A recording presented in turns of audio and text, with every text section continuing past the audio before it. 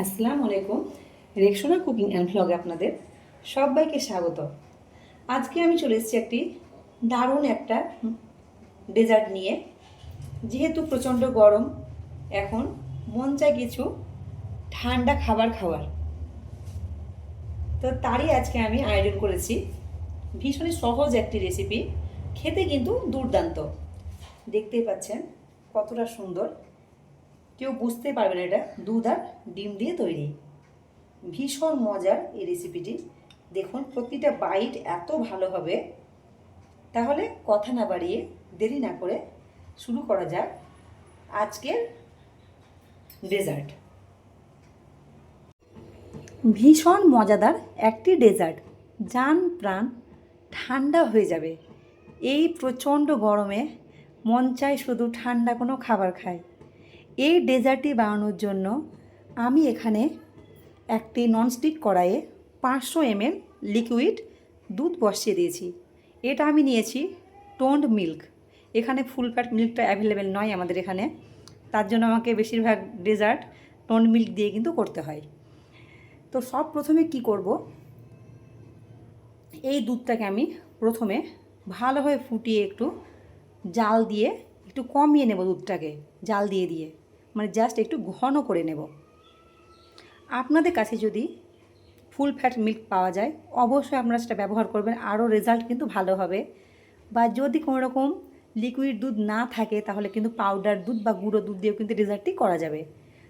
1 cup পানিতে 1 cup গুঁড়ো milk বা পাউডার মিল্ক ব্যবহার করে আপনি কিন্তু এই ডেজার্টটি অনায়াসে করতে পারবেন।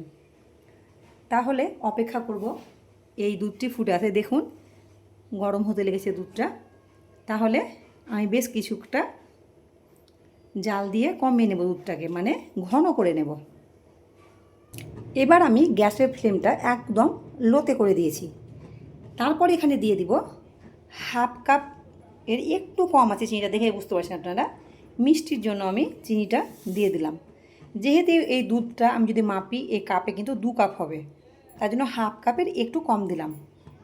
তারপরে এখানে নিয়েছি আমি 3 চামচ পরিমাণ গুঁড়ো দুধ। দুধটাকে এর মধ্যে আমি দিয়ে দেবো, তাহলে কি হবে তাড়াতাড়ি দুধটা ঘন হয়ে যাবে।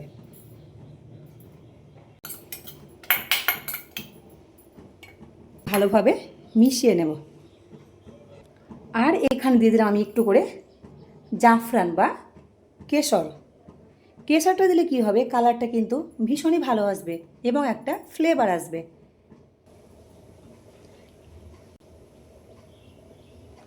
এবার আমি এটাকে অনবরত নাড়তেই থাকবো যাতে তলাতে না লেগে যায়, তারপর যাতে এই দুধের উপরে কোনো সর না পড়ে যায়, সর না জমে। সর জমলে কিন্তু দুধটা পাতলা হয়ে যাবে, ডেজার্টটা খেতে ভালো লাগবে না। এই দেখুন দুধটা আমার জাল করা হয়ে গেছে। 500 ml দুধকে আমি প্রায় 300 ml মতো করে নিয়েছি, বা 250 ml মতো হবে এটা দুধটা। এবার আমি এই সময় গ্যাসের ফ্লেমটা অফ করে দিলাম, দিয়ে এই যে ঘন দুধটা এটাকে আমি ভালোভাবে একটু ঠান্ডা করে নেব। তাহলে আমি ফিরে আসছি ঠান্ডা হওয়ার পরে। দুধটা অন্যদিকে ঠান্ডা হয়ে গেছে, এদিকে আমি একটা মিক্সচার জার নিয়ে নিয়েছি, আর এখানে নিয়েছি 2টো ডিম। প্রথমে 2টো ডিম ভেঙে জারের মধ্যে দিয়ে দেব। ডিম দেওয়া হয়ে গেছে। এখানে আমি নিয়েছি ভ্যানিলা এসেন্স। দেখতে পাচ্ছেন 1 চামচ কিন্তু নিয়ে নিই, 1 চামচে 3 ভাগের 1 ভাগ হবে।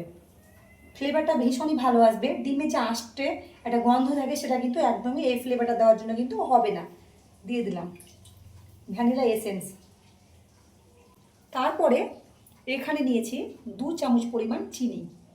যেহেতু দুধে আমার চিনি দেওয়া আছে, মানে দিয়েছি 1/2 কাপ মতো, দেখেছেন আপনারা। তার জন্য এখানে যেহেতু 2টো ডিম দিয়েছি তার জন্য এখানে আমি 2 চামচ মতো চিনি নিয়ে নিয়েছি, দিয়ে দিলাম। ভালোভাবে এটাকে আমি মিক্সার মেশিনে ব্লেন্ড করে নেব। এই দেখুন ব্লেন্ড করে নিয়েছি, কতটা সুন্দরভাবে হয়েছে, ফেনা ফেনা হয়ে গেছে। এতে ডেজার্টটা কিন্তু ভীষণই ভালো হবে। আর আপনাদের কাছে যদি ভ্যানিলা ফ্লেভার না থাকে, মানে এসেন্স, তাহলে আপনারা কিন্তু এখানে এলাচের গুঁড়ো দিতে পারেন। এইবার এই যে মিশ্রণটা ডিমের, এই দুধটা এখন কিন্তু ঠান্ডা হয়ে গেছে, এখন এর মধ্যে আমি ভালোভাবে সবগুলোকে ঢেলে দেব, ভালোভাবে একদম মিশিয়ে নেব। সবগুলো দেওয়া হয়ে গেছে। এবার আমি একটা হ্যান্ড উইস্কার নিয়েছি, ভালোভাবে একটু মিশিয়ে নেব।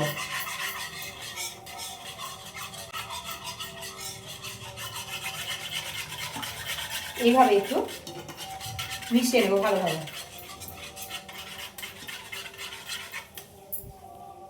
ভালোভাবে মেশানো হয়ে গেছে। এবার আমি একটা কাঁচের বাটি নিয়ে নিলাম। আপনাদের কাছে যদি কাঁচের বাটি না থাকে তাহলে যে কোনো স্টেনলেসের বাটিতে কিন্তু এটা বসানো যাবে, তবে প্লাস্টিকের বাটি কিন্তু ইউজ করবেন না। এবার আমি সবগুলো ব্যাটারটা ঢেলে দিলাম। ঢালা হয়ে গেছে। আমি গ্যাসে একটা বড় ডিশ বসিয়ে দিয়েছি, তাতে আমি দিয়ে দিয়েছি কিছুটা পানি আর একটা স্ট্যান্ড বসিয়ে দিয়েছি। স্ট্যান্ডটা ডুবে আছে দেখতে পাচ্ছেন। এবার এই সময় যে বাটিটাতে ব্যাটারটা ঢেলে রেখেছি সেই বাটিটা আমি সাবধানে একটু বসিয়ে দেব।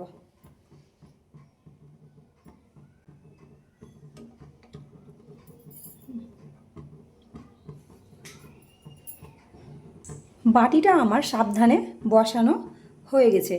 এইবার বাটিটা প্রথমে আমি ঢেকে দিলাম, একটা ঢাকা দিয়ে দিলাম।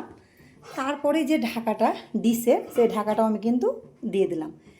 দিয়ে লো টু মিডিয়াম ফ্লেমে আমি এটাকে 15 থেকে 20 মিনিট পর্যন্ত ভাপিয়ে নেব, মানে ভাপ দেব।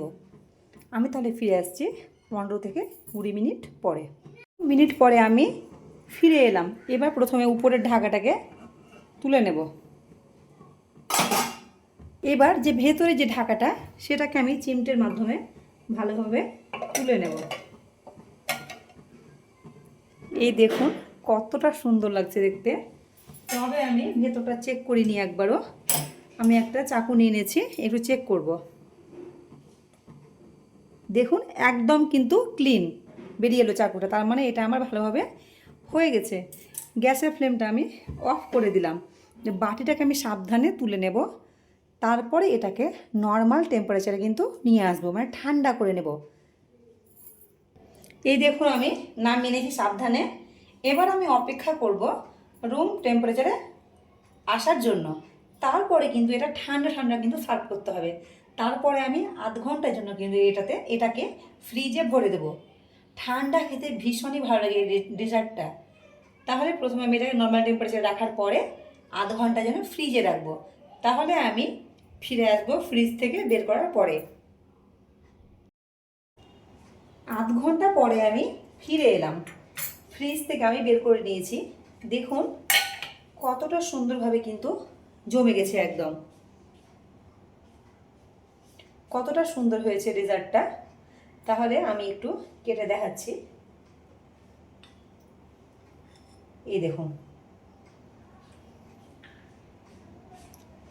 কতটা সুন্দর লাগছে, আর খেতে কিন্তু ভীষণ মজার। আমি একটা বাটির মধ্যে তুলে নিলাম। এই দেখুন, তাহলে দেখতে পেলেন কত সহজে শুধুমাত্র